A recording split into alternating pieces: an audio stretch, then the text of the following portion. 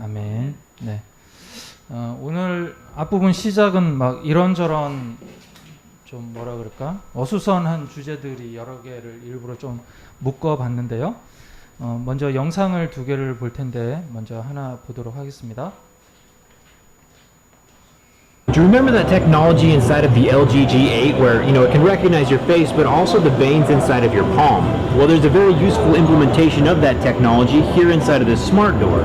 So as I'm walking up to my house, I can just look at the door, it'll see me come up, and I can put my hand up, the door unlocks, and I can get inside of my house. It's pretty cool, all automatic, and my favorite part is that behind this door is a massive display.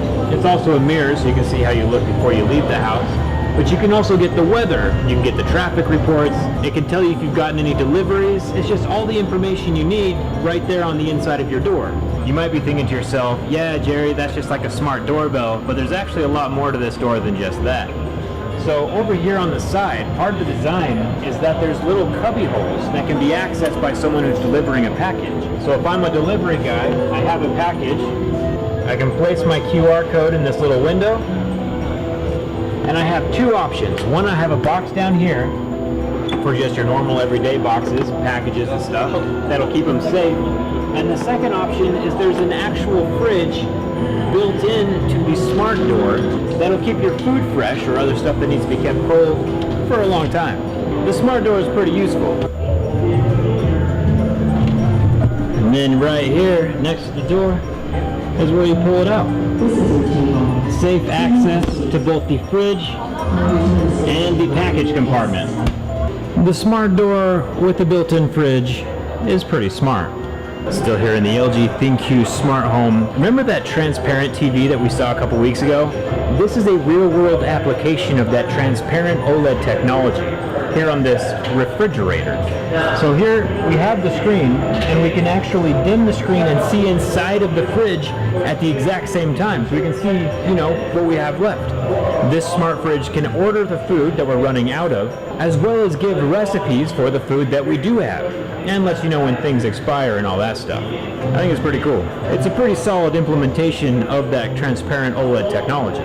So this machine is what LG is calling the ThinQ Fit collection. So these are measurements right here that you can actually try on outfits in real time. So there we have me right here. We can see that the mannequin is adjustable in real time. And let's see what this does. Looks like we can add some hair there. Funny enough, this is actually the same hairstyle I had in high school. And we can try on other clothes and see what they look like in real time. Pretty cool. And once you virtually tried on your outfit, you can buy it straight from the ThinQ Fit collection. 네.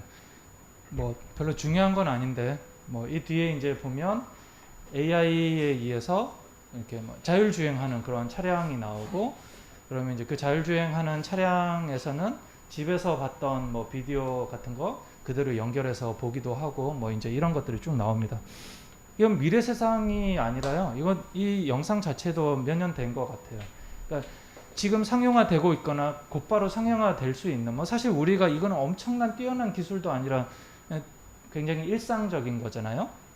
근데 이제 제가 보려고 했던 것은 옷에 대한 부분인데요. 이렇게 옷이라고 하는 것, 이 사람이 여기서 이제 기술적으로 이렇게 그 디스플레이 앞에서 이렇게 옷 맞춰 입고 주문하면 공장에서 바로 만들어져서 바로 날아오는 거예요. 지금 아디다스 같은 경우에는 인터넷에서 내가 디자인한 신발 바로 보내면 공장에서 기계가 바로 그대로 디자인해가 3D로 해서 바로 온다고 하거든요. 그러니까 옛날처럼 사람이 만들어서 공장에서 이렇게 해가지고 택배 보내고 이런 시간보다 훨씬 더 짧아졌다라고 합니다. 다른 영상, 좀 다른 분위기인데요. 그 영상을 하나 더 보도록 하겠습니다. 박희주 집사님 매우 바쁘게 왔다 갔다 하고 계십니다. 아프리카 가나의 수도 아크라. 이곳엔 전 세계 사람들이 버린 옷들이 모여 이루어진 쓰레기 강이 있습니다. 소들은 산더미 같은 옷 위에서 풀 대신 합성 섬유를 뜯고 있습니다. 우리는 옷을 쓰레기로 잘 여기지 않습니다. 버릴 때 비용을 지불해 본 적도 없고요. 헌옷수거함에 넣으면 필요한 누군가가 있겠지 뭐 막연하게 생각하고 쉽게 버리죠. 그런데 여기에 버린 옷들이 어디로 가는지 궁금해 본 적 있나요? 이 옷들이 지구 어딘가에 쌓여 쓰레기로 된 강을 만들고 있었습니다. 헌옷 수거함을 통해 헌옷 수출업체의 선별장으로 모이는 옷들. 이 중 일부는 국내 빈티지 샵 등으로 유통되지만 대부분은 해외로 수출되는데요. 포장되고 컨테이너에 실려 인도나 캄보디아, 아프리카 가나 같은 개발도상국으로 향합니다. 가나의 칸타만토 시장도 중고 의류가 거래되는 곳 중 하나인데요. 세계 5위의 헌옷 수출국인 우리나라 옷들도 이곳에서 어렵지 않게 찾아볼 수 있습니다. 시장에 들어오는 옷은 매주 1,500만 개. 옷들이 넘쳐날 만큼 많은 까닭에 절반 가까이는 어느 누구에게도 팔리지 않고 그냥 쓰레기로 버려지는데요. 그런데 그 쓰레기의 양 역시 지역 폐기물 처리 시스템이 감당할 수 없을 정도라서 강에 버려지거나 불태워지거나 그냥 아무렇게나 폐기되고 있죠. 결국 시장 근처엔 헌옷으로 만들어진 쓰레기 강이 생겨버렸고 소들은 산더미 같은 옷 위에서 풀 대신 합성섬유를 뜯고 있습니다. 바다로 흘러들어간 양도 상당해서 파도가 칠 때마다 옷뭉치가 끊임없이 밀려오고 있죠. 이렇게 막대한 양의 옷이 버려지고 있지만 또 한쪽에서는 계속해서 엄청나게 많은 옷을 생산하고 있는데요. 70억이 사는 지구에서 1년에 1,000억 개의 옷이 만들어집니다. 지금도 매시간 1,000만 벌 넘는 새 옷이 쏟아져 나오고 있고 그리고 그 시간 동안 300만 벌 넘는 옷이 버려지고 있습니다. 1년이면 330억 개가 버려지는 거죠. 싼 값에 쉽게 사고 쉽게 버리지만 결코 쉽게 만들어지는 건 아닌데요. 옷에 색을 입히는 염색 과정에 드는 에너지의 양은 우리의 상상을 초월할 정도입니다. 이런 흰색 면 티셔츠는 커피 한 잔 값에 살 수 있지만 한 장을 만드는데 무려 2,700리터의 물이 들어갑니다. 2,700리터면 한 사람이 3년 동안 마실 수 있는 양인데요. 전체 산업용 폐수의 20%가 의류산업에서 나온다고 합니다. 그런데 이렇게 만들어진 옷들이 유행 때문에 금방 버려지고 팔리지 않은 재고품은 새거체로 소각되다 보니 의류산업이 배출하는 온실가스의 양은 전 세계 선박과 항공산업을 합친 것보다 많다고 해요. 미세 플라스틱 문제도 부각되고 있습니다. 폴리에스터나 아크릴 등 합성 섬유로 만들어진 옷들은 완전히 분해되지 않을 뿐만 아니라요. 세탁을 하기만 해도 미세 플라스틱 조각들이 떨어져 나와서 한강 등 식수원으로 흘러들고 있습니다. 다행히 최근 들어서는 의류산업에서 다양한 친환경 시도가 많아지고 있는데요. 친환경적인 무언가를 사는 것도 좋지만 가장 좋은 건 지금 있는 걸 오래오래 잘 쓰는 게 아닐까요? 지난 20년 동안 옷을 입는 사람의 수는 2배도 늘지 않았지만 의류 생산량은 5배 이상 늘었다고 합니다. 어쩌면 우리가 필요 이상으로 너무 많이 사고 너무 많이 사용하는 건 아닌지 한 번쯤 생각해보면 좋겠습니다.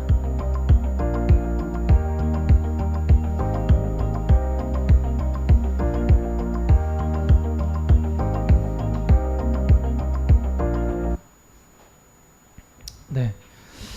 이 두 가지가 좀 전 처음에 보여드렸던 그 LG CES의 장면과 또 옷으로 된 강 이 두 개가 동시대의 모습이라고 하는 게 정말 믿어지지 않을 정도이죠.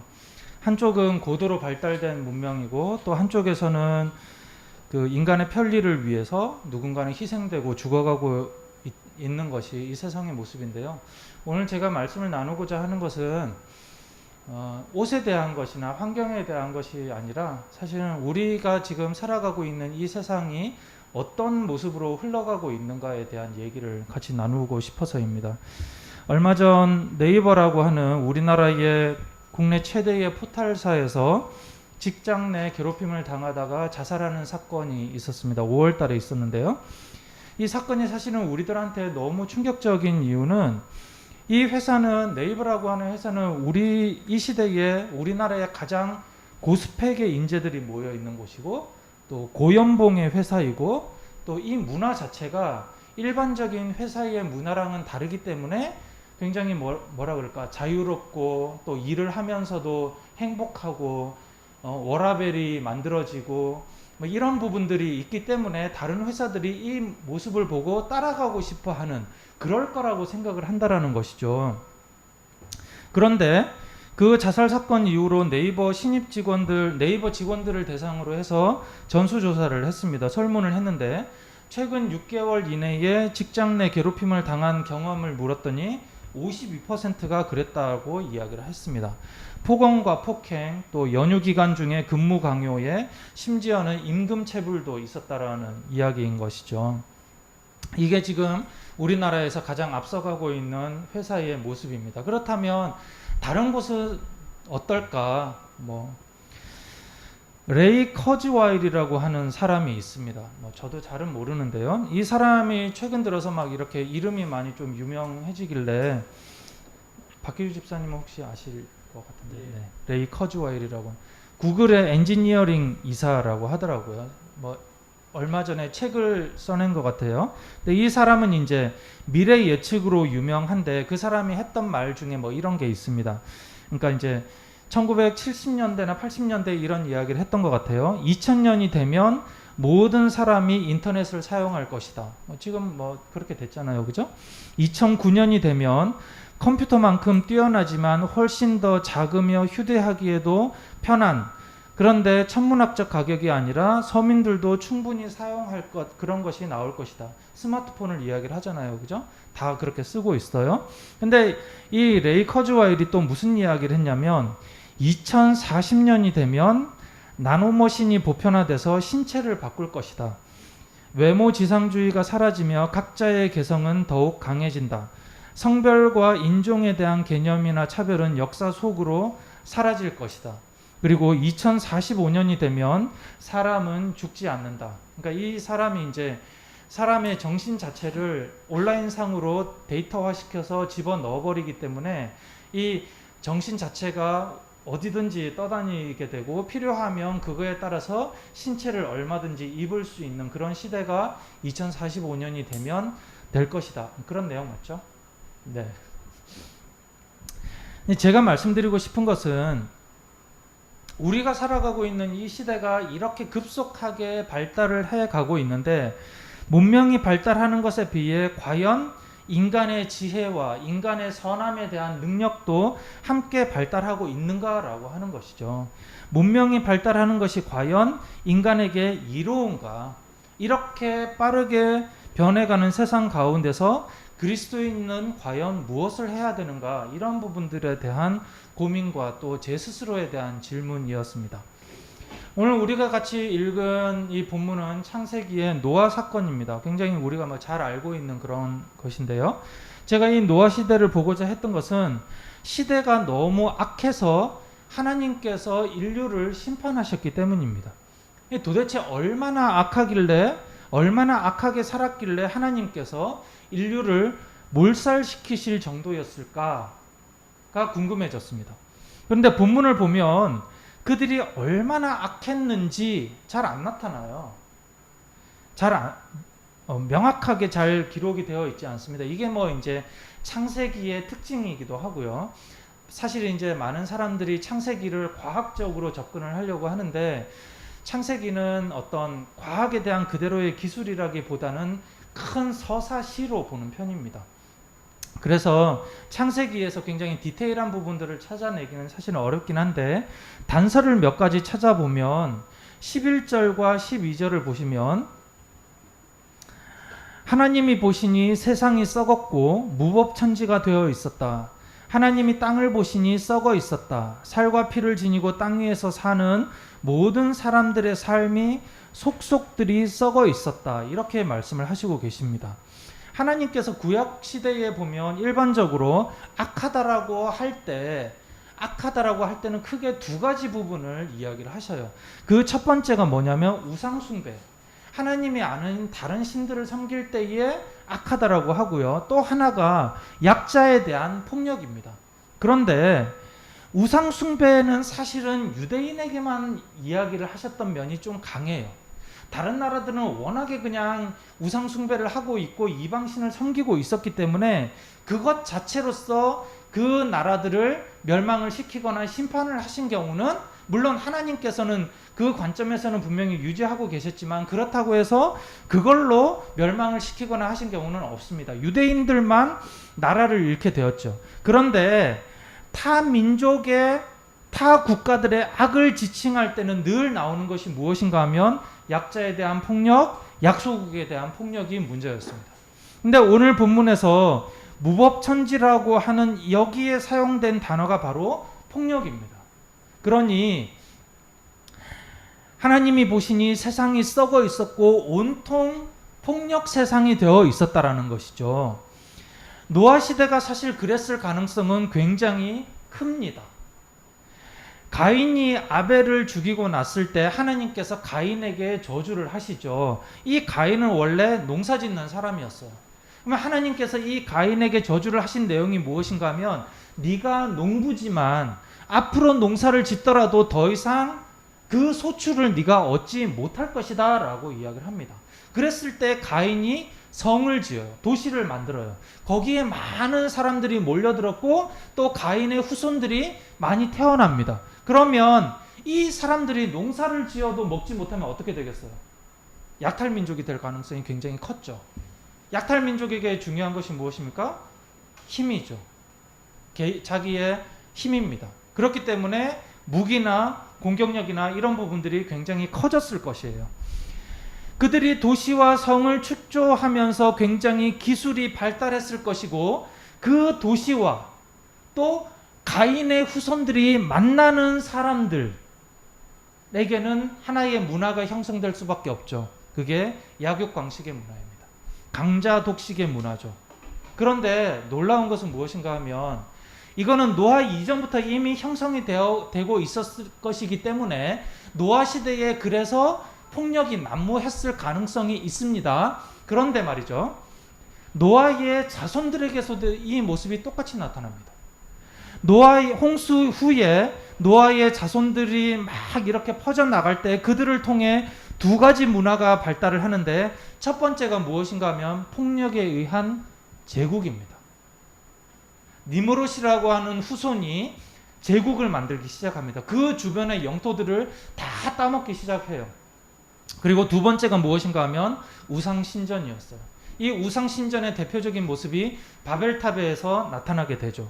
결국 11절 12절에서 보셨듯이 세상이 썩었고 땅이 썩었고 모든 사람들의 삶이 썩었다라고 하는 것은 일반적인 문화 가운데 폭력이 난무하고 모든 사람들이 자기 자신의 이익만을 위해서 살아가는 것이죠. 악의 문제는 단순히 강자들만의 문제가 아니라 모든 사람들의 삶의 방식이었던 것입니다. 자신의 이익을 위해서 조금이라도 자기가 위에 올라가기만 하면 속이고 착취하는 그런 삶이 그 당시의 문화이고 흐름이었던 것이죠. 그렇다면 이런 세상에서 그런 폭력이 난무하고 모든 사람들이 다 썩었다라고 하는 그런 세상에서 과연 노아는 무엇을 했을까? 노아는 과연 무엇을 했고 무엇을 할 수 있을까? 사실 제가 이 본문을 준비하고자 했던 이유가 제가 이제 회사를 다니면서 크게 두 가지 부분 때문에 제가 이렇게 뭐라 그럴까 늘 그냥 고민 상태 속에 있는 게 있어요. 그 하나가 뭐냐면 교회 사역을 위해서 회사를 다니기 시작했는데 지금 보니 회사에 떠밀려 버리는 거죠. 이 주객이 바뀌어 버리는 게 제 개인의 삶에 있어서 상당히 부담인 것입니다. 또 하나가 뭐냐면 제가 회사를 다니면서 사람들에게 이렇게 그리스도인으로서의 모습을 이렇게 막 나는 교회 다녀, 나는 목사야 뭐 이렇게 드러내는 것이 아니라 뭔가 이렇게 그리스도인다운 삶을 살면서 이 사람들을 전도하고 싶은 그런 마음으로 살아가는데 너무 어려운 거예요. 넌크리스찬이 저보다 더 착해요. 더 따뜻하고 더 신경 많이 쓰고 그러고 회사에서도 분명히 어렵고 힘들고 신앙이 전혀 없는 사람들이 있어요.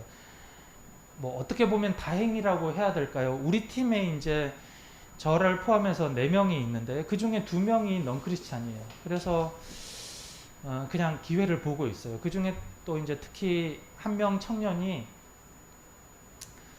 최근에 결혼을 했는데 여자 청년인데 그 아빠가 저랑 동갑이래요. 그러니까 그 부모님이 굉장히 일찍 결혼을 하신 것 같아요. 근데 이 친구가 건강이 되게 안 좋아요. 건강이 뭐 20대 초반인데 건강이 너무 안 좋고 주변에 사실은 이제 그 가정적으로도 썩 좋지 않아서 어딘가에 마음을 의지하거나 이럴 때가 딱히 없는 것 같아요. 그래서 그냥 제가 다른 이야기는 하지 않고 우리 이제 회사 내에 있는 이제 크리스찬 청년들한테 얘가 지금 참 어려우니 우리 그냥 가끔씩 생각날 때마다 기도해 주라. 우리 같이 기도하자. 그런 이야기만 하고 있는데 참 이런 속에서 복음을 전하거나 이런 자체가 너무 쉽지 않아요. 그리스도인이 무언가의 세상의 뭐 이런 어떤 흐름을 바꾸는 거는 둘째치고 복음을 전하는 것조차도 너무 어려운 것이죠. 과연 그렇다면 노아는 그 속에서 무엇을 했을 것인가? 노아도 아마 하나님의 의에 대해서 전파를 했을 것 같긴 해요. 그런데 그가 주로 했던 것은 무엇인가? 방주 짓는 것이었어요. 방주는 사람이 구원받기 위해서 짓는 거잖아요. 근데 그 방주에 노아의 가족 외에 누가 한 명이라도 탔는가? 아무도 못 탔어요. 결국 요즘으로 치자면 전도라도 하든지 선교라도 하든지 이런 관점에서 보자면 전도 한 명도 못하고 성과도 하나도 못 낸 그런 사람이었어요. 세상의 흐름을 바꾸지도 못했어요. 하지만 하나님은 노아를 그렇게 평가하시지 않았다라는 것이죠. 누가복음 12장 27절 우리가 화면을 보고 함께 읽어보도록 하겠습니다. 시작. 노아가 방주에 들어가는 날까지 사람들은 먹고 마시고 장가가고 시집가고 하였는데 마침내 홍수가 나서 그들을 모두 멸망시켰다. 마태복음하고 누가복음에 보면 노아의 이 시대상에 대해서 이야기를 하고 있어요. 사실 이거는 예수님께서 그들이 심판을 당하는 그 날에도 먹고 마시고 장가가고 시집갔다. 그렇게 주님은 호련히 오실 것이다. 심판은 인지하지 못할 때 이루어질 것이다. 이 말씀을 하고 있는 것이지만 한편에 보면 그들이 그렇게도 자기의 일상을 충실히 살아가고 있을 때 그러는 동안에 하나님의 일에는 아무 관심이 없었다는 말이에요. 오직 자신의 일들에만 골몰하고 살았다라는 것이죠. 거기에 비해서 베드로후서 2장 5절입니다. 다시 같이 읽겠습니다. 그는 또 옛 세계를 아까워하지 않으시고 경건하지 않은 자들의 세계를 홍수로 덮으셨습니다. 그때 그는 정의를 부르짖던 사람인 노아와 그 가족 7사람만을 살려주셨습니다. 하나님께서 보실 때는 그들이 사실은 얼마나 악한지 우리는 유추할 뿐이에요. 그런데 그 모든 세대 자체가 경건하지 않은 세대였던 것이고 거기에 비해서 노아만이 정의를 부르짖고 있었다는 것이죠. 이 정의를 부르짖고 있었다는 것은 결국 하나님의 정의에 대해서 하나님의 일에 대해서 관심을 끊지 않았다는 말입니다. 이 시대의 사람들이 무엇에 관심이 있을까요? 우리가 살아가고 있는 이 2021년도의 사람들이 무엇에 관심이 있을까요? 뻔하잖아요. 그렇죠? 온통 돈에 관심이 있고 풍요로움에 관심이 있고 많이 가져서 행복한 것에 대한 관심이 있는 거예요. 그러면 이 시대에 그리스도인들은 무엇에 관심이 있을까요? 이 시대의 그리스도인들의 관심은 정말 그리스도인들이 세상의 이런 악한 흐름을 바꾸기 위해서 애를 쓰고 하나님의 정의에 관심이 있을까요? 저는 딱히 그렇게 생각되지 않습니다. 정말 많은 사람들은, 많은 그리스도인들이 하나님을 믿지 않는 사람들의 관심과 비슷한 관심을 가지고 있어요. 늘 교회 와서 기도하는 것이 나 힘든 것, 하나님 우리 집안 잘 되게 해주세요. 우리 사업 잘 되게 해주세요. 우리 애 잘 되게 해주세요. 관심이 다르지 않다라는 것이죠. 우리가 하나님의 일, 하나님의 정의에 관심을 갖지 않는다면, 그리스도인이 하나님의 일과 하나님의 정의에 관심을 갖지 않는다면 세상엔 누가 하나님의 정의에 관심을 갖겠습니까? 하나님을 믿지 않는 사람들이 어떻게 하나님을 알고 하나님의 정의를 어떻게 알겠어요? 사랑하는 가족 여러분, 세상은 더없이 빠르게 변하고 있습니다. 사람들의 관심은 하나님의 뜻에 있지 않습니다. 그런 속에서 우리들의 모습, 그리스도인들의 모습은 너무나 무기력하고 무능력하게 보이죠. 이것은 얼마나 밖에서 일을 잘하느냐의 모습이 아니라 하나님의 일에 대해서, 하나님의 복음을 전하고 또 하나님의 뜻에 맞게 살아가고 그 사람들에게 하나님 나라의 모습을 보여주는 그 부분에 있어서, 그래서 그 사람들이 볼 때, 야, 하나님의 나라는 이렇게 매력적이구나, 하나님의 자녀로서 사는 것이 그렇게 행복하겠구나 라고 하는 모습을 보여주는 데 있어서 너무나 무기력하고 무능력하다는 것이죠. 특히나 우리 교회처럼 작다면, 힘이 없다면, 사실은 예배 한 번 드리는데도 이렇게 힘들다라고 한다면 우리가 더 그런 무기력감에 빠질 수 있다는 것이죠. 그럼에도 하나님은 그렇게 보지 않으신다는 것입니다. 어쩌면 이렇게 코로나 시대에 교회가 욕먹을 때에, 그리스도인이 욕먹을 때에 하나님의 이야기를 하는 그 자체가 청년들 사이에서는 그렇게 멍청하고 무지한 그런 사람으로 매도되는 이 시대에 하나님의 뜻을 향해서 버티고 있다는 그 자체가 하나님께서 보실 때에 의롭다고 하실 수 있다는 것이죠. 마치 노아를 보시는 것처럼 이런 시대에도 불구하고 무작정 풍요를 쫓아가는 것이 아니라 그냥 내 하나의 삶이지만, 우리 작은 교회의 모습이지만 하나님의 뜻을 향해서 버티고 있는 이 자체가 우리 현재의 몫이고, 우리의 이런 몫을 볼 때 하나님께서 괜찮다, 잘하고 있다, 네가 지금 하나님의 일에, 아버지의 일에 관심을 갖고 있다면 그것이 너에게 있어서 좋은 삶이다, 이렇게 말씀하시고 있으리라 믿습니다. 사랑하는 가족 여러분, 그래서 우리가 비록 지금 현재 신앙적인 성과를 내지 못한다고 하더라도 실망치 말고, 낙심치 말고, 우리 스스로가 비관하지 말고, 그러면서도 더욱더 하나님의 의에, 하나님의 일에 집중하는 우리 삶이 되시기를 예수 그리스도의 이름으로 축원합니다. 아멘.